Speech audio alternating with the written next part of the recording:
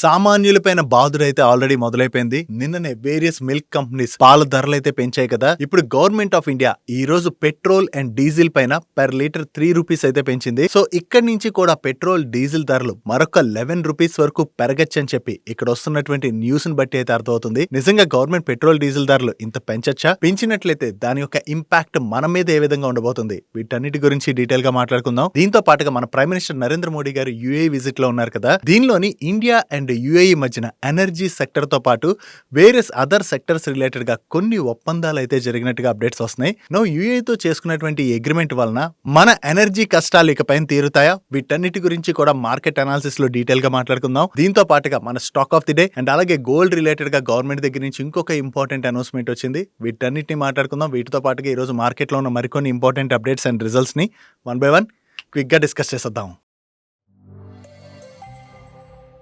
ముందుగా market update చూసినట్లయితే ఈ రోజు సెషన్ లో సెన్సెక్స్ 160 పాయింట్స్ కరెక్ట్ అయ్యి 75,237 పాయింట్స్ కి క్లోజ్ అయినట్లయితే నిఫ్టీ 46 పాయింట్స్ కరెక్ట్ అయ్యి 23,643 పాయింట్స్ కి క్లోజ్ అయింది. అండ్ ఈ రోజు సెషన్ లో మిడ్ క్యాప్ ఇండెక్స్ 0.48% కరెక్ట్ అయినట్లయితే స్మాల్ క్యాప్ ఇండెక్స్ 0.37% కరెక్ట్ అయింది. అండ్ బ్యాంక్ నిఫ్టీ 0.77% కరెక్ట్ అయింది. ఈ రోజు మార్నింగ్ మన మార్కెట్ పాజిటివ్ గానే ఓపెన్ అయింది కదా. మార్కెట్ పాజిటివ్ గా ఓపెన్ అయినా చివరికైతే మన మార్కెట్ నెగిటివ్ లోనే క్లోజ్ అయింది. దానికి కారణం యుఎస్ కి ఇరాన్ పంపించినటువంటి 14 పాయింట్ ప్రపోజల్ ఏదైతే ఉన్నదో దాన్ని యుఎస్ రిజెక్ట్ చేసేసినట్టుగా వేరియస్ మీడియా ప్లాట్ఫామ్స్ అయితే రిపోర్ట్ చేస్తున్నాయి. యుఎస్ ఈ 14 పాయింట్ ప్రపోజల్ ని రిజెక్ట్ చేసేసినట్లయితే ఇప్పుడు యుఎస్ అండ్ ఇరాన్ మధ్యన డీల్ ముందుకు వెళ్ళకపోవచ్చు కదా. సో డీల్ ముందుకు వెళ్ళలేనట్లయితే ఆల్రెడీ ట్రంప్ మల్టిపుల్ టైమ్స్ చెప్పారు కదా, ఈ డీల్ గనక అవ్వకపోతే ఇరాన్ ని మళ్ళీ తిరిగి మేము అటాక్ చేస్తామని. సో ఎక్కడ ఇరాన్ పైన యుఎస్ తిరిగి అటాక్స్ మొదలు పెడతాదో అని చెప్పి భయాలతోనే ఈ రోజు సెకండ్ హాఫ్ లో మన మార్కెట్ లోని ప్రెషర్ అయితే కనపడింది. దీంతో పాటుగా ఈ రోజు morning government of India petrol and diesel పైన పర్ లీటర్ 3 రూపీస్ అయితే పెంచింది కదా. సో ఈ 3 రూపీస్ పెంచిన తర్వాత దాని యొక్క ఇంపాక్ట్ మన మీద ఏ విధంగా పడుతుందంటే నిన్న ఆల్రెడీ వీడియోలో మాట్లాడుకున్నాం కదా. డీజిల్ ఒకవేళ పర్ లీటర్ 5 రూపీస్ పెరిగినట్లయితే మన ఫ్రైట్ కాస్ట్ 2.8% పెరుగుతుందని చెప్పి ఎస్టిమేట్ చేస్తున్నారు.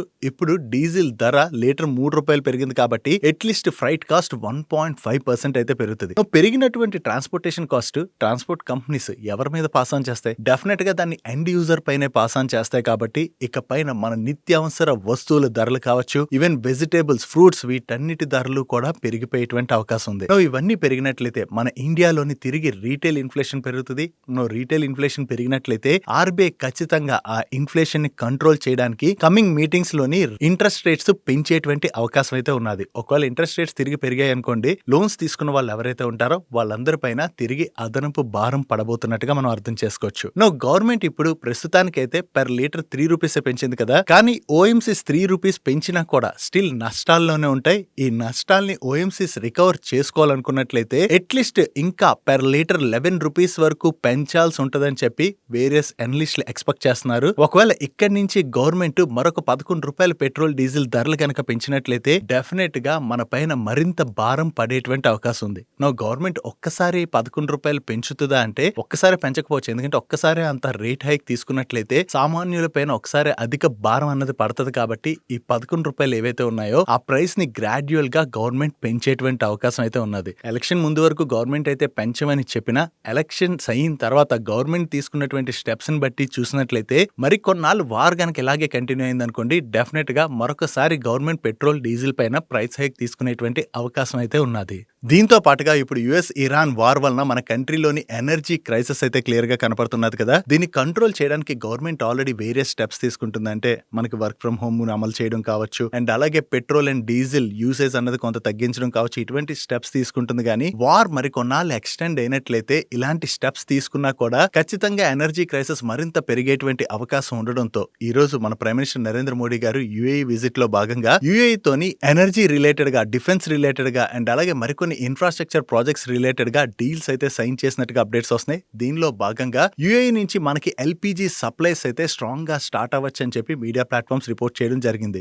యుఏఈతో చేసుకున్నటువంటి ఈ డీల్ లో భాగంగా మనకి ఎల్పీజీ సప్లై గనక పెరిగిందనుకోండి, డెఫినెట్ గా ఈ టైంలోని అది మన ఇండియాకి కొంత రిలీఫ్ గానే చూడాలి.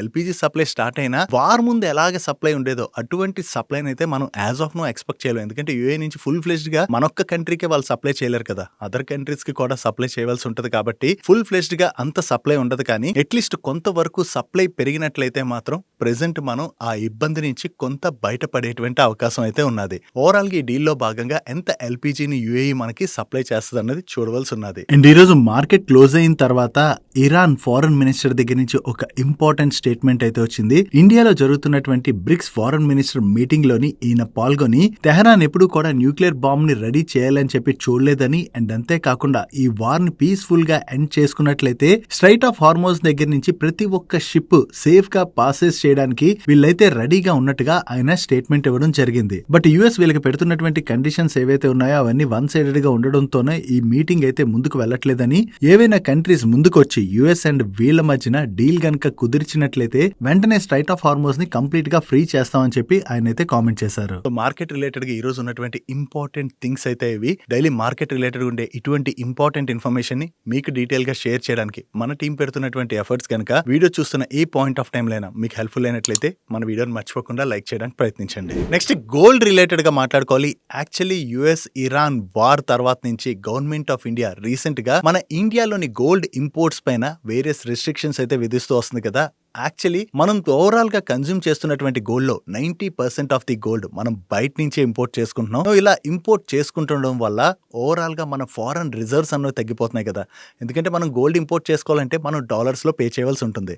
గోల్డ్ ఇంపోర్ట్స్ పెరిగాయి అనుకోండి, మన ఫారెన్ కరెన్సీ రిజర్వ్స్ అన్నవి తగ్గిపోతాయి కదా. ఆల్రెడీ క్రూడ్ ప్రైస్లు పెరగడం వలన మన ఫారెన్ కరెన్సీ రిజర్వ్స్ పైన ఇంపాక్ట్ అయితే పడుతుంది. సో ఈ టైంలో గోల్డ్ ఇంపోర్ట్స్ అన్నవి మన కంట్రీలోకి పెరగకూడదని రీసెంట్ గా government of India gold imports పైన ఇంపోర్ట్ డ్యూటీని 6% నుంచి 15% కి పెంచింది. దాని గురించి మనం మాట్లాడుకున్నాం కదా. దీని తర్వాత మరిన్ని రిస్ట్రిక్షన్స్ తీసుకొచ్చి మన ఇండియాలోకి గోల్డ్ ఇంపోర్ట్స్ అయితే తగ్గించడానికి గవర్నమెంట్ అయితే చూస్తుంది. దీనిలో భాగంగానే నిన్న night duty free gold imports ఏవైతే ఉంటాయో వాటిపైన గవర్నమెంట్ అయితే లిమిట్స్ విధించడం జరిగింది. ఓవరాల్ గా పెర్ లైసెన్స్ కి 100 kgs వరకు ఈ కంపెనీస్ గోల్డ్ ని ఇంపోర్ట్ చేసుకోవడానికి గవర్నమెంట్ రిస్ట్రిక్షన్స్ విధించడం జరిగింది. ఈ 100 kgs తర్వాత గోల్డ్ ని మన కంట్రీలోకి ఇంపోర్ట్ చేసుకోవాలంటే కొన్ని ఇంపోర్ట్ రిస్ట్రిక్షన్స్ కూడా తీసుకురావడం జరిగింది. దీంతో పాటు కొత్తగా ఎవరైనా కంపెనీస్ మన ఇండియాలోకి గోల్డ్ ఇంపోర్ట్ చేసుకోవాలంటే వాటిపైన కూడా కొన్ని రిస్ట్రిక్షన్స్ అయితే తీసుకొచ్చారు. సో గవర్నమెంట్ తీసుకుంటున్నటువంటి ఈ స్టెప్స్ ని బట్టి ఓవరాల్ గా చూసుకుంటే మన కంట్రీలోకి గోల్డ్ ఇంపోర్ట్స్ అయితే డ్రాస్టిక్ గా తగ్గేటువంటి అవకాశం ఉంది. దీని వలన గోల్డ్ వాల్యూమ్స్ అన్నవి తగ్గుతాయి కాబట్టి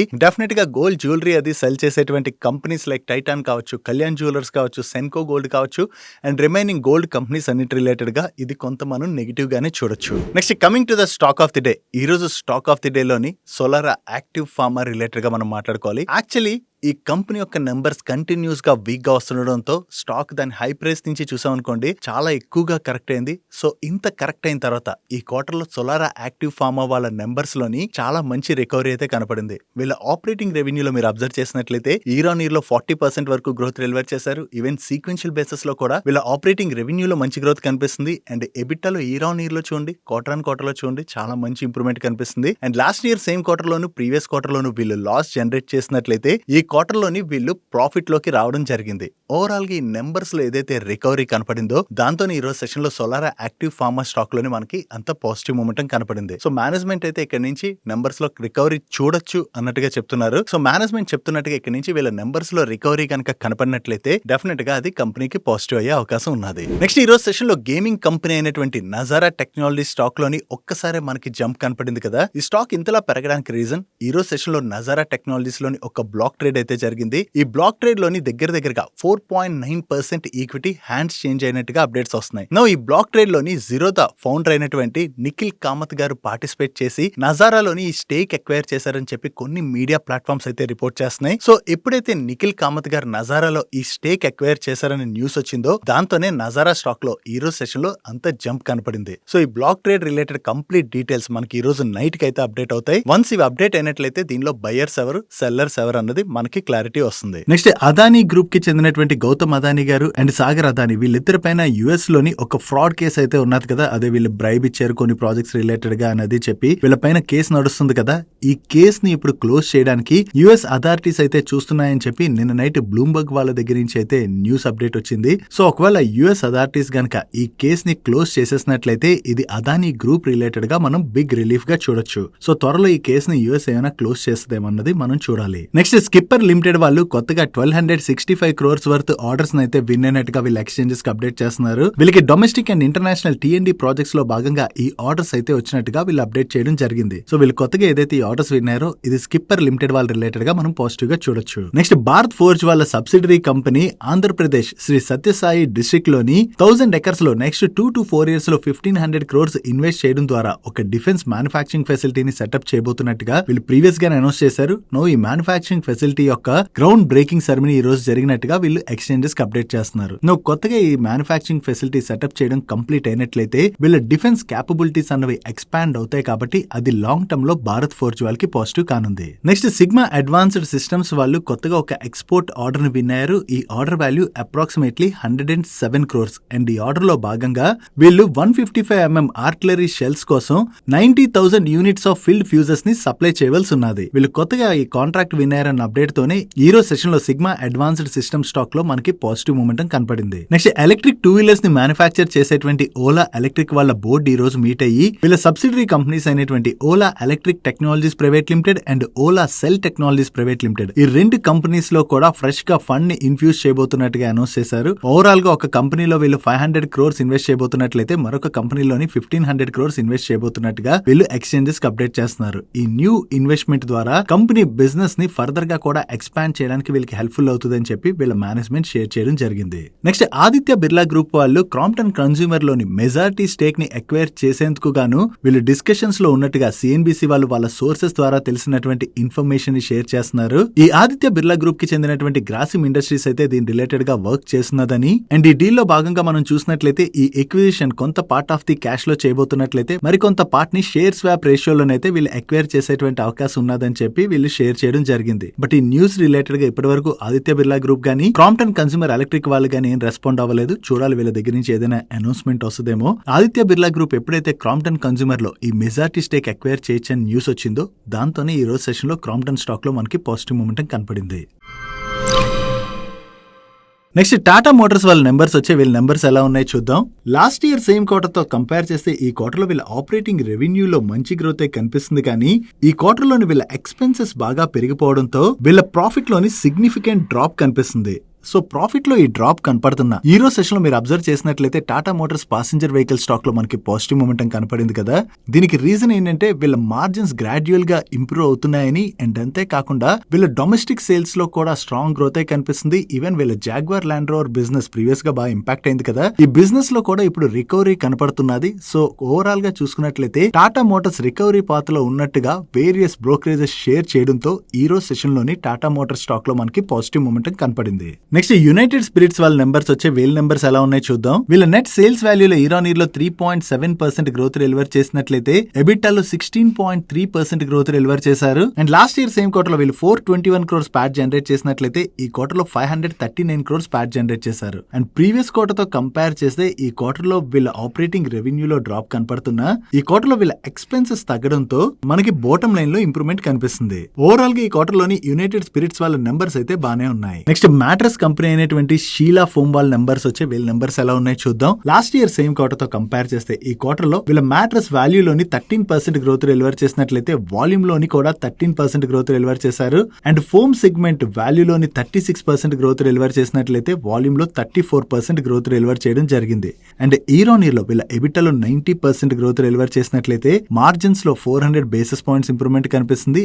అండ్ వీళ్ళ ప్యాట్ లో కూడా చాలా మంచి జంపే కనిపిస్తుంది. ఓవరాల్ గా ఈ క్వార్టర్ లో షీలా ఫోమ్ వాళ్ళ నెంబర్స్ చాలా బాగుండడంతో ఈ రోజు సెషన్ లో స్టాక్ పాజిటివ్ గా రియాక్ట్ అయింది. నెక్స్ట్ ఈ క్వార్టర్ లో ప్రికాల్ వాళ్ళ నెంబర్స్ అయితే చాలా బాగున్నాయి. ఇయర్ లో వీళ్ళ ఆపరేటింగ్ రెవెన్యూలో 43% పైన గ్రోత్ డెలివర్ చేసినట్లయితే ఎబిటాలో 62% పైన గ్రోత్ డెలివర్ చేశారు. అండ్ మార్జిన్స్ లో కూడా మంచి ఇంప్రూవ్మెంట్ కనిపిస్తుంది. And last year same quarter లోని వీళ్ళు 35 crores ప్యాట్ జనరేట్ చేసినట్లయితే ఈ క్వార్టర్ కి వీళ్ళ ప్రాఫిట్ 73 crores కి పెరిగింది. ఈవెన్ సీక్వెన్షియల్ బేసిస్ లో మనం కంపేర్ చేసిన వీళ్ళ ఆపరేటింగ్ రెవెన్యూలో డీసెంట్ గ్రోత్ కనిపిస్తుంది. అండ్ ప్యాట్ లో కూడా డీసెంట్ గ్రోత్ డెలివర్ చేశారు. చేశారు. ఓవరాల్ గా ఈ క్వార్టర్ లో ప్రికాల్ వాళ్ళ నెంబర్స్ బాగుండడంతో ఈరోజు సెషన్ లో స్టాక్ లో పాజిటివ్ మొమెంటం చూసాం. నెక్స్ట్ గ్లోబల్ హెల్త్, అదే మేదంతా వాళ్ళ నెంబర్స్ వచ్చాయి. వీళ్ళ నెంబర్స్ ఎలా ఉన్నాయి చూద్దాం. ఇయర్ లో కంపేర్ చేస్తే వీళ్ళ టోటల్ ఇన్కమ్ లో 25% పైన గ్రోత్ డెలివర్ చేసినట్లయితే ఎబిటాలోని 17.4% గ్రోత్ డెలివర్ చేశారు అండ్ ప్యాట్ లోని 39.7% గ్రోత్ డెలివర్ చేయడం జరిగింది. అండ్ వీళ్ళ ఆక్యుపైడ్ బెడ్ డేస్ లో కూడా 18% ఇంప్రూవ్మెంట్ కనపడుతున్నట్లయితే ఆర్పాబ్ అంటే average revenue per occupied bed number లోని 4.8% గ్రోత్ డెలివర్ చేశారు, విచ్ ఇస్ గుడ్. అండ్ వీళ్ళ యావరేజ్ లెంత్ ఆఫ్ స్టే అయితే తగ్గింది. ఓవరాల్ గా ఈ క్వార్టర్ లోని వీళ్ళ నెంబర్స్ బాగుండడంతో ఈ రోజు సెషన్ లో స్టాక్ లో పాజిటివ్ మొమెంటం చూసాం. నెక్స్ట్ సెనోరస్ ఫార్మా వాళ్ళ నెంబర్స్ వచ్చాయి. వీళ్ళ నెంబర్స్ ఎలా ఉన్నాయి చూద్దాం. ఈరోనీర్ లో వీళ్ళ టోటల్ ఇన్కమ్ లో 58% గ్రోత్ డెలివర్ చేసినట్లయితే ఎబిటాలో 144% గ్రోత్ డెలివర్ చేశారు అండ్ ప్యాట్ లో 105% గ్రోత్ డెలివర్ చేయడం జరిగింది. అండ్ ఈరోనీర్ లో వీళ్ళ ఎబిటా మార్జిన్స్ లోను ప్యాట్ మార్జిన్స్ లో కూడా చాలా మంచి ఇంప్రూవ్మెంట్ అయితే కనిపిస్తుంది. Coming to segment wise performance, వీళ్ళ రెగ్యులేటెడ్ మార్కెట్స్ రెవెన్యూస్ లోని ఈరోనీర్ లో 83% గ్రోత్ డెలివర్ చేసినట్లయితే బ్రాండెడ్ జెనరిక్స్ రెవెన్యూస్ లోని 132% పైన గ్రోత్ డెలివర్ చేశారు అండ్ ఎమర్జింగ్ మార్కెట్ రెవెన్యూస్ లో కూడా 25% పైన గ్రోత్ డెలివర్ చేయడం జరిగింది. ఓవరాల్ గా ఈ క్వార్టర్ లో వీళ్ళ నెంబర్స్ చాలా బాగుండడంతో ఈ రోజు సెషన్ లో స్టాక్ పాజిటివ్ గా రియాక్ట్ అయింది. నెక్స్ట్ ఈ రోజు సెషన్ లో సోలార్ ఇండస్ట్రీస్ వాళ్ళ నెంబర్స్ వచ్చాయి. వీళ్ళ నెంబర్స్ ఎలా ఉన్నాయి చూద్దాం. లాస్ట్ ఇయర్ సేమ్ క్వార్టర్ తో కంపేర్ చేస్తే ఈ క్వార్టర్ వీళ్ళ సేల్స్ లో 41% గ్రోత్ డెలివర్ చేసినట్లయితే ఎబిటాలో 59% గ్రోత్ డెలివర్ చేశారు అండ్ ప్యాట్ లో 61% గ్రోత్ డెలివర్ చేయడం జరిగింది. అండ్ వీళ్ళు కంటిన్యూస్ గా ఆర్డర్స్ విన్ అవుతుండడంతో వీళ్ళ ఆర్డర్ బుక్ కూడా స్ట్రాంగ్ గా గ్రో అవుతుంది. వీళ్ళ దగ్గర present 21,300 crores worth strong order book ఉన్నట్టుగా వీళ్ళు షేర్ చేస్తున్నారు. ఓవరాల్ గా ఈ క్వార్టర్ లో వీళ్ళ నెంబర్స్ బాగుండడంతో పాటు డిఫెన్స్ సెగ్మెంట్ లోని వీళ్ళ బిజినెస్ ని కూడా స్ట్రాంగ్ గా ఎక్స్పాండ్ చేసుకుంటున్నారు కాబట్టి ఈ రోజు సెషన్ లో సోలార్ ఇండస్ట్రీ స్టాక్ లో మనకి పాజిటివ్ మొమెంటం కనపడింది. That's it for today's daily munch. ఈ రోజు డైలీ మంచ్ లో మేము షేర్ చేసిన ఇన్ఫర్మేషన్ మీకు హెల్ప్ఫుల్ అయినట్లయితే మన వీడియోని లైక్ చేస్తూ ఛానల్ సబ్స్క్రైబ్ చేసుకోవడం మర్చిపోకండి. నేను చంద్రశేఖర్ పత్రి మరొక ఇంట్రెస్టింగ్ వీడియోతో కలుద్దాం. Good night and happy weekend.